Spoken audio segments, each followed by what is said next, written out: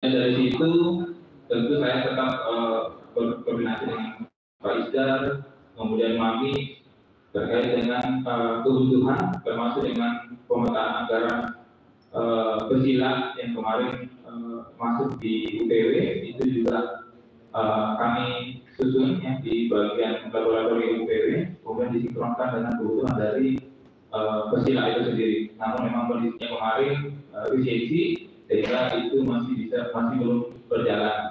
Dan harapannya tentu nanti setelah periode selanjutnya yang agent of change selanjutnya baru nanti bisa maksimalkan itu setelah anggarannya bisa digunakan.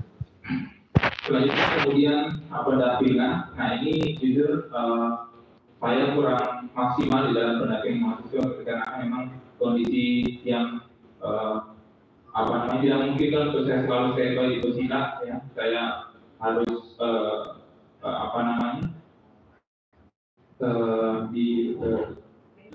di prodi kemudian melakukan beberapa kegiatan dosen, sehingga saya hanya beberapa kali untuk melihat dan mendampingi mahasiswa bagaimana mereka ijazah di pesilat. Kemudian untuk pelatihan ini tentu pesilat sudah punya staff Kak Lukman yang baru join kemarin, ini sangat membantu tentunya untuk kali-kalinya. Kebetulan Lukman juga ini adalah alumni dari UPW, sehingga dia bisa sharing knowledge untuk adik-adiknya, termasuk bagaimana melatih mereka membuat rundown, kemudian dari paket wisata atau bahkan paket wisata yang khusus yang sekarang lagi tren. Kemudian bimbingan juga dilakukan oleh manajer pesilat Mami, kemudian Pak Isdar serta Lukman. Selanjutnya review dari hasil semua kegiatan-kegiatan itu, kita review apa yang menjadi kendala dan apa yang bisa kita perbaiki sehingga dan kita tambahkan sehingga pesilat bisa lebih jaya dan lebih kebutuhannya. Tantangan.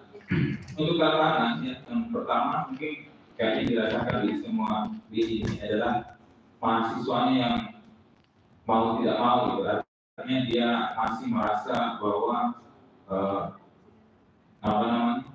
pasrah ya, artinya bukan tidak sebelum hati. Dia menjadi jadi memang kita membutuhkan memasangkan mindset bahwa pesilat itu bukan pelarian atau mungkin mencari itu bukan pelarian, tapi ini adalah pengalaman tambahan buat mereka sehingga mereka tidak merasa dirugikan waktunya ketika ijazah di salah satu tantangan. Kemudian yang kedua ini dokumentasi tertulis SOP, mungkin ini juga sudah diusulkan ya, karena memang ini membutuhkan beberapa biaya ya. Untuk penyelesaian ini percetakan tentu kebutuhan ini didukung dengan ketersediaan anggaran. Kemudian kurangnya pelatihan berkala. Jadi memang di pesilat saat ini pelatihan yang dilakukan hanya sebatas dari kalaman ke mahasiswa gitu. Kemudian dari dosen praktik ke mahasiswa.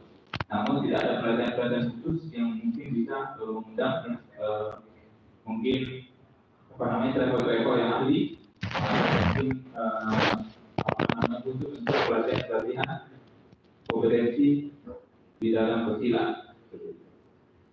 Kemudian saya ada juga dari pimpinan yang berpimpinan itu juga menjadi perhatian penting di mana mahasiswa ketika ditentukan jadwalnya itu harapannya bisa hadir sesuai dengan jadwal tertentukan itu. Tidak ada lagi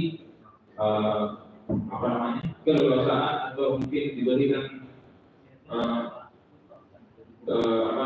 mereka untuk kelas ya, dibiarkan di yang mungkin bisa dibedakan sedikit supaya mereka sadar bahwa disiplinan adalah bagian dari industri, terlepas dari industri seperti itu. Kemudian penggunaan teknologi digital dan banyak juga memang faktanya mahasiswa masih gaptek ya, dalam penggunaan komputer, dalam penggunaan Microsoft Word ya, atau dalam penggunaan aplikasi-aplikasi lain yang tujuannya untuk mendukung pembuatan konten digital atau konten marketing. Ini yang terjadi di